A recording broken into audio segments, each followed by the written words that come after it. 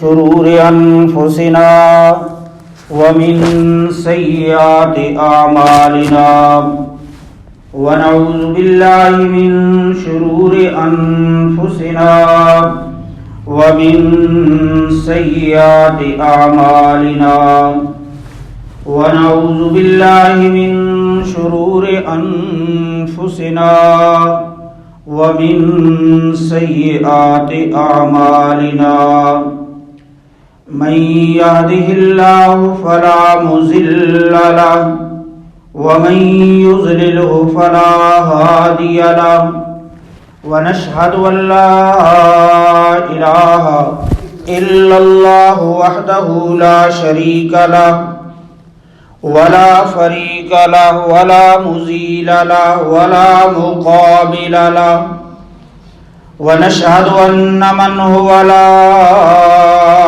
قائد إلا هو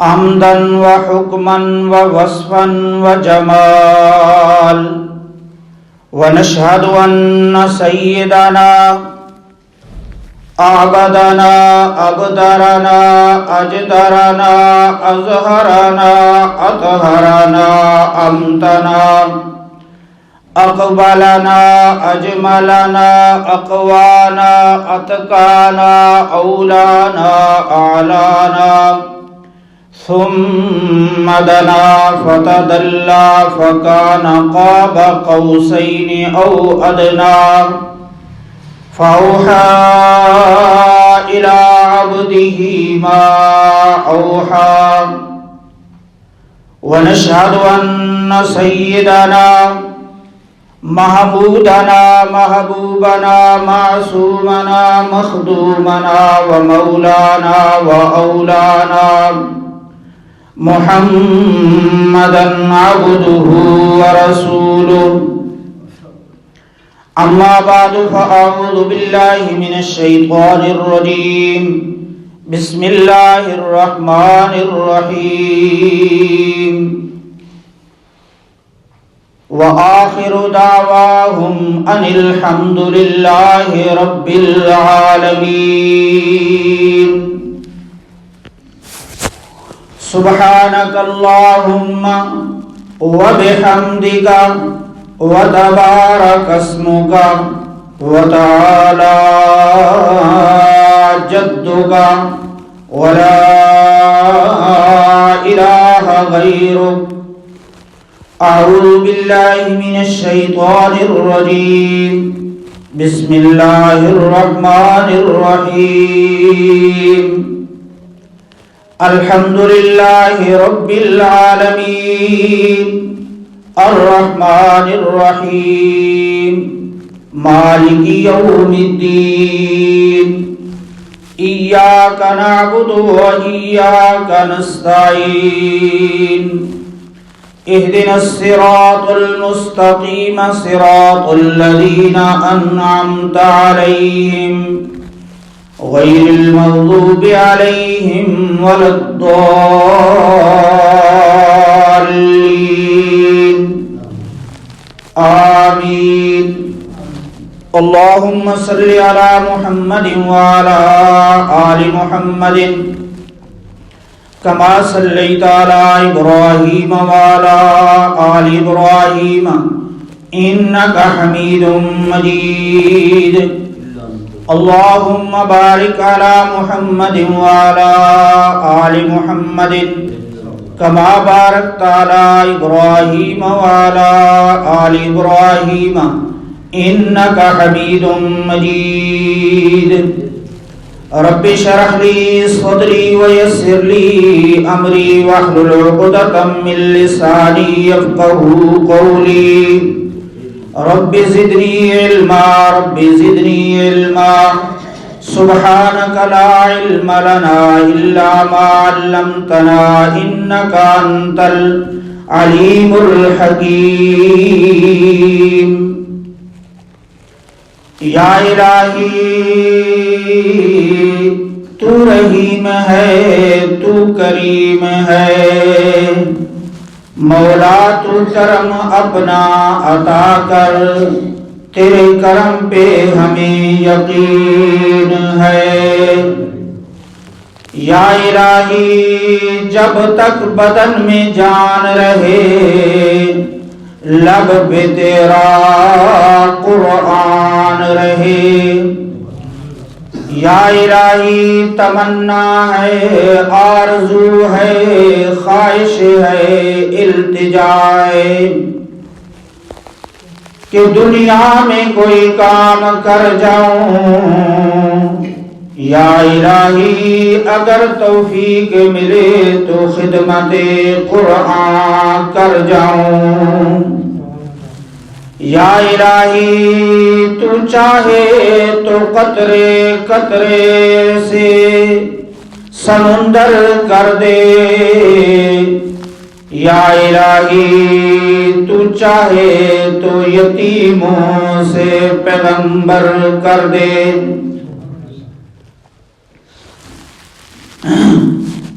معزز حاضرین، بزرگ بھائیوں، مسلمان ساتھیوں، محبوب دوستوں،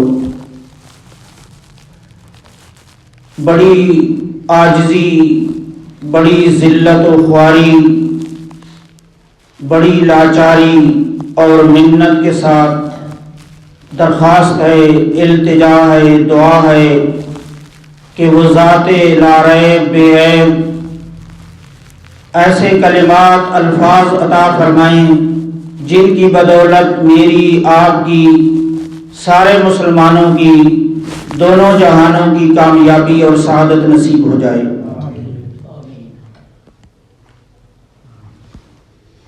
گزشتہ جمعہ سورہ فاتحہ وہ شروع کی تھی۔ میرا ارادہ یہ ہے کہ نماز کے جو ضروری مسائل ہیں، نماز کا ترجمہ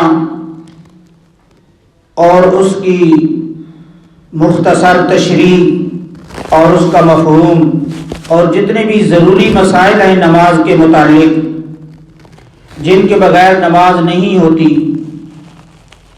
وہ آپ کے سامنے عرض کروں تاکہ ہماری نمازیں اللہ کے ہاں قبول ہو جائیں۔ نماز پڑھنے سے پہلے 7 چیزوں کا جاننا ضروری ہے جن کے بغیر نماز نہیں ہوتی۔ 7 باہر ہیں، 6 اندر ہیں۔ 7 اور 6 کتنے بن گئے؟ 13، جن کو فرائض نماز کہہ لیں، شرائط نماز کہہ لیں۔ اگر ایک بھی رہ جائے تو نماز نہیں ہوتی۔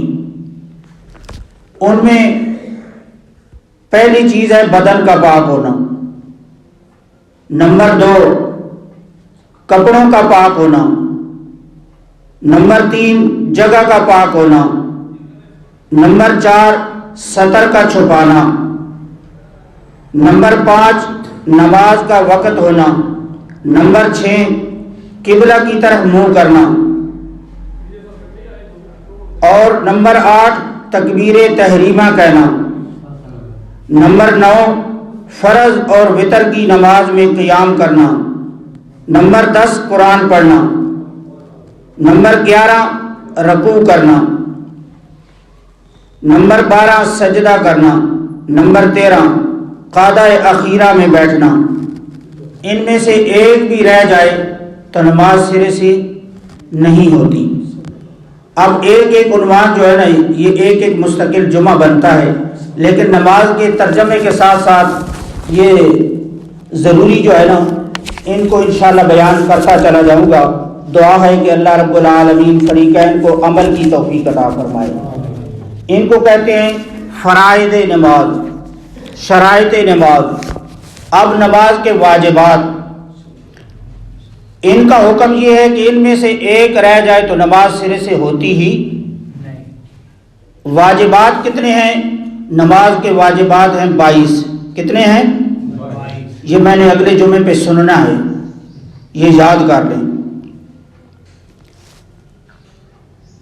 سورہ فاتحہ کا پڑھنا نمبر 1، امام یا منفرد اکیلا نماز پڑھنے والا، غیر فرضوں، سنتوں، نفلوں، وتروں کی ہر رکعت میں اور فرضوں کی پہلی 2 رکعتوں میں۔ نمبر 2، دوسرا واجب، فاتحہ کے ساتھ دوسری سورت کا ملانا امام اور منفرد کو غیر فرضوں کی ہر رکعت میں اور فرضوں کی پہلی 2 رکعتوں میں۔ تیسرا واجب، قیام، قرات، رکوع، سجود وغیرہ، اس میں ترتیب کو ملحوظ رکھنا۔ نمبر 4، فرض نماز میں پہلی 2 رکعتوں کو قرات کے لیے متعین کرنا۔ نمبر 5، تمام ارکان، رکوع، سجود وغیرہ اطمینان سے ادا کرنا۔ نمبر 6، قوما یعنی رکوع سے سر سیدھا کھڑا ہونا۔ قوما یعنی رکوع سے اٹھ کر سیدھا کھڑا ہونا، اتنا کھڑا ہو جائے کہ ہر جسم جو ہے نا قرار پکڑ جائے۔ کئی رکوع کرتے ہیں سیدھا ہی نیچے چلے جاتے ہیں، رکوع کیا سیدھا کھڑا نہیں ہوا، یعنی ہر ایک آپ نے سجدہ کیا تو دوسرا سجدہ تا کریں کہ ہر ایک اعضاء قرار پکڑ جائے۔ اسی طرح آپ نے رکوع کیا، رکوع سے سیدھا کھڑے ہو جائیں تاکہ تمام اعضاء اپنی اپنی جگہ پہ قرار پکڑ جائیں، پھر سجدے میں جانا، یہ بھی واجب ہے۔ اگر ایک آدمی رکوع کرے سیدھا چلا جائے نیچے چلا جائے اس کی نماز نہیں ہوتی کیونکہ واجب تھا۔ نمبر 7، جلسہ یعنی دونوں سجدوں کے درمیان اطمینان سے بیٹھنا، بلکہ اگر اکیلے نماز پڑھ رہا ہو تو وہ دعا بھی پڑھ لے، اللہم اغفر لی وارحمنی وارزقنی واجبرنی واہدنی وعافنی۔ اس کو ایسے بھی پڑھا جا سکتا ہے، اللہم اغفر لنا وارحمنا وارزقنا واجبرنا واہدنا وعافنا، جیسے اللہم انکا عفو تحب العفو فاعف عنا، وہ اللہم انی ہے لفظ وہ ایک کے لیے، یہ جمع کے لیے اللہ ہم سب پہ رحم فرما، ہم سب پہ کرم فرما، ہمیں وسیع رزق حلال عطا فرما، وارزقنا واجبرنا واہدنا وعافنا، بڑی پیاری دعا ہے۔ نمبر 7، جلسہ میں یعنی دونوں سجدوں کے درمیان اطمینان سے بیٹھنا۔ نمبر 8، پہلا قعدہ یعنی 2 رکعتوں کے دونوں سجدوں کے بعد بیٹھنا۔ قاعدہ ہے کہ ہر 2 رکعت کے بعد بندہ بیٹھ جائے، یہ آگے جا کے میں تفصیل عرض کروں گا۔ مثال کے طور پہ آپ مغرب کی نماز کے اندر شریک ہوئے ہیں، امام کی 1 رکعت ہو گئی ہے، آپ دوسری رکعت میں آ کے شامل ہوئے، اب امام کے ساتھ آپ نے اتحیات پڑھ لیا، پھر تیسری رکعت میں امام نے پھر اتحیات بیٹھنا ہے کیونکہ مغرب کی ہیں کی کل کتنی رکعتیں، تو اب آپ کی نماز رہ گئی۔ اب آپ کی یہ ایک اسلامیات کا پیپر آیا، اس میں لکھا ہوا تھا سوال کہ کون سی نماز ہے جس میں 3 رکعتیں ہیں اور 3 اتحیات ہیں، وہ اس کے لیے جو پیچھے رہ جائے۔ یعنی اسی طرح آپ بالفرض کسی اور نماز کے اندر شریک ہوئی ہے، مثال کے طور پہ ظہر کے عصر کے، آپ کی 1 رکعت رہ گئی تھی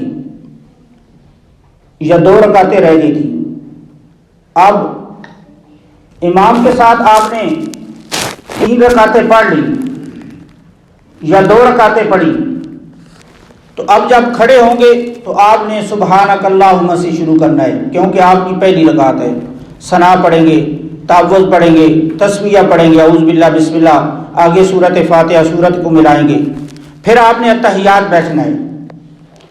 اتحیات بیٹھ کے قاعدہ ہے کہ ہر 2 رکعتوں کے بعد کیا بیٹھنا ہے، قعدہ بیٹھنا ہے، اتحیات بیٹھنا ہے۔ تو یہ 8واں پہلا قاعدہ یعنی 2 رکعتوں کے بعد دونوں سجدوں کے بعد بیٹھنا۔ نمبر 9، ہر 2 قعدوں میں تشہد پڑھنا، تشہد عبدہ و رسولہ تک، التحیات للہ والصلوات والطیبات السلام علیکہ ایہا النبی ورحمۃ اللہ وبرکاتہ السلام علینا وعلی عباد اللہ الصالحین اشہد ان لا الہ الہ پہ انگلی اٹھاتے ہیں ایسے، الا اللہ پہ نیچے رکھ دیتے ہیں، اشہد ان لا الہ الا اللہ واشہد ان محمدا عبدہ ورسولہ، اس کو کہتے ہیں قاعدہ۔ یہاں تک پڑھ کے آپ نے کھڑے ہو جانا ہے۔ آگے اگر آپ بھول کر بھی پڑھ گئے اللہم صلی علی محمد تو آپ پہ سجدہ سہو واجب آ جائے گا۔ حالانکہ بندہ ایک دفعہ پڑھے اللہم صلی علی محمد تو 80 سال کی عبادت کا ثواب ملتا ہے اور 80 سال کے گناہ معاف ہو جاتے ہیں۔ لیکن اللہ نے فرمایا میری تعریفیں کر، چاہے کھڑے ہو کے، چاہے اونڈے ہو کے، بیٹھ کے، لیکن میرے پیغمبر پہ جب درود کی باری آئے گی تو ہوش و حواس سے، ادب و احترام سے دو زانوں ہو کے بیٹھنا ہے۔ بھول کر بھی درود پاک آگے پڑھے گا تو سجدہ سہو پڑ جائے گا۔ یہ کیوں سجدہ سہو پڑا؟ سجدہ سہو میں نے کہا 22 وجہ ہیں۔ ان 22 چیزوں میں سے کوئی چیز رہ جائے یا ان میں تاخیر ہو جائے، دیر ہو جائے تو سجدہ سہو واجب آ جاتا ہے۔ ہر 2 اوقاتوں میں تشہد پڑھنا۔ نمبر 10 مغرب، عشاء، فجر، جمعہ، عیدین، تراویح اور رمضان شریف کے وطروں میں امام کو بلند آواز سے قرات کرنا، یہ بھی واجب ہے۔ نمبر 11 ظہر اور عصر کی نماز میں امام کو آہستہ پست آواز سے قرات کرنا کہ دوسرا نہ سن سکے۔ نمبر 12 وطروں کی تیسری رکعت میں رکوع سے پہلے دعائے قنوت پڑھنا۔ نمبر 13 عید کی پہلی رکعت میں قرات سے پہلے اور دوسری رکعت میں فارغ ہو کر قرات سے 3 بار تکبیرات زائدہ کہنا۔ نمبر 14 ارکان نماز کا پے در پے لگاتار پڑھنا۔ نمبر 15 نماز سے فارغ ہو کر سلام کہتے ہوئے ایسے چہرہ کرنا۔ نمبر 16 فاتحہ کو دوسری رکعت سے پہلے پڑھنا۔ نمبر 17 جن رکعتوں میں فاتحہ واجب ہے ان میں ایک ہی دفعہ فاتحہ پڑھنا۔ نمبر 18 دعائے قنوت کی تکبیر۔ نمبر 19 عید کی دوسری رکعت میں رکوع سے پہلے تکبیرات زائد کہنا۔ نمبر 20 مقتدی کا قرات نہ کرنا۔ نمبر 21 مقتدی کو امام کی پیروی کرنا۔ نمبر 22 نماز میں سجدہ کی آیت آ جائے سجدہ تلاوت تو وہ بھی امام کے ساتھ سجدہ تلاوت کرنا۔ یہ نماز کے واجبات ہیں جو عملاً فرض کی طرح ہیں۔ اگر ان میں سے کوئی واجب رہ جائے یا بھول جائے اخیر میں سلام سے پہلے سجدہ سہو، بھول کا سجدہ، یہ سجدہ واجب ہے، اس سے کمی پوری ہو جاتی ہے، یہ عملاً فرض کی جگہ ہے۔ اب اللہ کی توفیق سے یہ نماز کا ترجمہ شروع کرتے ہیں اور ساتھ ساتھ یہ جتنے ضروری مسائل ہیں نماز کے یہ بھی انشاءاللہ عرض کرتے چلے جائیں گے۔ سب سے پہلا لفظ ہے اللہ اکبر۔ عید کے اندر یہ اس کی میں تشریح کر چکا ہوں۔ اللہ سب سے بڑا ہے، کائنات میں کوئی چیز بڑی نہیں، ہر چیز سے بڑا اللہ ہے۔ دراصل یہ کیوں رکھا گیا؟ یہ اس لیے رکھا گیا کہ بندے کے اندر رب کا دھیان پیدا ہو جائے، اس کی عظمت کا۔ سمجھ آ رہی ہے بات؟ یہ جو 5 وقت نماز ہے یہ اسی لیے ہے کہ موت کے وقت ہمیں کلمہ نصیب ہو جائے۔ یہ ڈاکٹر جتنے بھی ہیں، بڑے بڑے ڈاکٹر، یہ کہتے ہیں جب مریض داخل ہوتا ہے نا، کتنے مریض ہم ان کی روح پرواز ہوتے ہوئے وہ آخری وقت مستری ہے تو کہتا ہے میری کرنڈی میری کرنڈی میری کرنڈی، دوسرا کہتا ہے میرا حقہ میرا حقہ میرا حقہ، یعنی موت کے وقت انہیں کلمہ یاد ہی نہیں رہتا۔ جو ہر وقت ذہن کے اندر مشق ہوتی ہے یہ 5 وقت نماز کیوں رکھی گئی؟ کہ موت کے وقت ہمیں کلمہ نصیب ہو جائے، اللہ یاد آ جائے، یہ فکر آخرت کے لیے، اللہ کی طرف دھیان۔ یہ اللہ اکبر بھی اسی لیے بار بار 5 وقت مؤذن یہ آواز بلند کرتا ہے، اللہ اکبر۔ تیرا کاروبار بڑا نہیں، تیری جاگیر اور کوٹھی بڑی نہیں، بینک بیلنس بڑا نہیں، جن پہ تو امیدیں لگا کے بیٹھا ہے۔ سب سے بڑا شرک کیا ہے؟ اللہ سے چھوڑ کر کسی غیر کی طرف امیدیں لگانا۔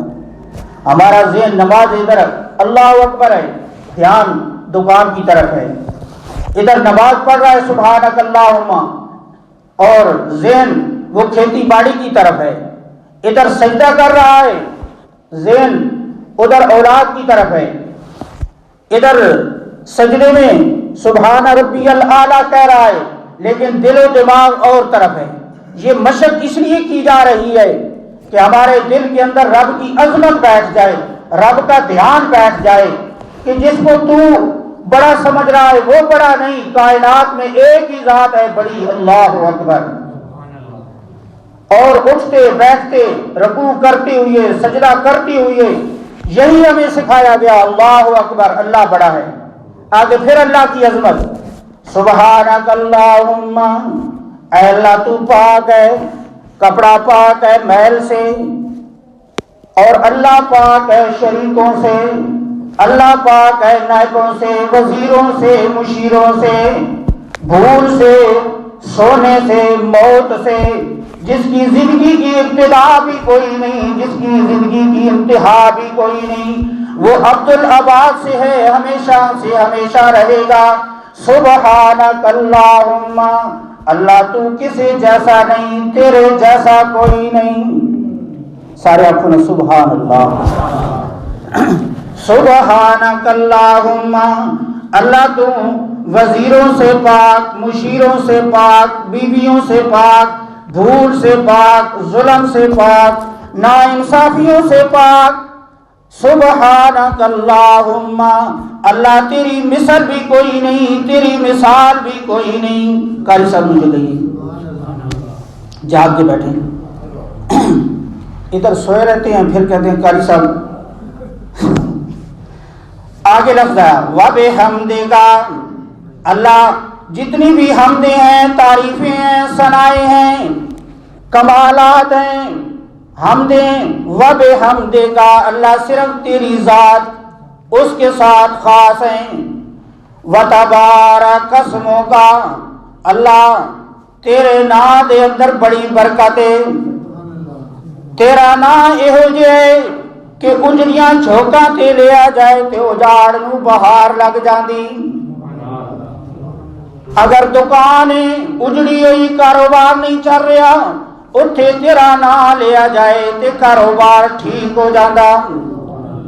اجڑیاں جھوکاں جتنیاں بھی ہیں، اللہ ایک نام تیرے دے اندر اتنی برکت ہے، کسی اور نام دے اندر او برکت نہیں۔ وَتَبَارَکَ اسْمُکَ، تیرے نام دے اندر بڑی برکت ہے۔ وَتَعَالَى جَدُّکَ، اور تیری بزرگی، تیری جد بڑی مشہور ہے، بڑی اونچی ہے، بڑی بڑی جدہ مشہور ہے۔ اے چودھری صاحب دی جد ہے، اے گجر صاحب، اے بلوچ صاحب، اے خان صاحب، اے ملک صاحب، فلانی فلانی، لیکن تعالی جدوں کا تیری جد کو نہیں پہنچ سکتے۔ جب یہ ساری صفات تیری ہیں تو میں دعویٰ کر رہا ہوں ولا الہ غیرک، تیرے علاوہ کائنات کے اندر الہ بھی کوئی نہیں۔ یہ ہے اصل دعویٰ تمام انبیاء کا۔ کائنات اسی لیے سجائی گئی کہ کائنات سے یہی انبیاء منواتے گئے کہ لوگوں یہ مان لو کائنات کے اندر الہ ایک اللہ ہے، لا الہ الا اللہ۔ اب یہ ساری صفات بیان کرنے کے بعد کا بندہ کہتا ہے ولا الہ غیرک، اللہ تیرے علاوہ کوئی الہ نہیں، کوئی سورو پکار کے لائق نہیں۔ اب اللہ میں تیرا نام شروع کرنے لگا ہوں، بڑا اونچا کام، اور شیطان مردود سے میں تیری پناہ لیتا ہوں۔ اعوذ باللہ من الشیطان الرجیم، شیطان مردود سے اللہ میں تیری پناہ میں آ گیا، وہ ایسا دشمن کہ ہمیں دیکھتا ہے ہم اسے نہیں دیکھتے۔ پھر اس کی پناہ لیں جو اسے دیکھتا ہے، جب اس کی پناہ لیں گے تو اللہ خود اپنی رحمتوں کے ساوانوں کے اندر اسے لے لیں گے۔ یہ اعوذ باللہ سے سمجھے دشمن سے بچنے کا ہتھیار ہے، اور بسم اللہ یہ اللہ کی رحمت کی دیوار ہے۔ انشاءاللہ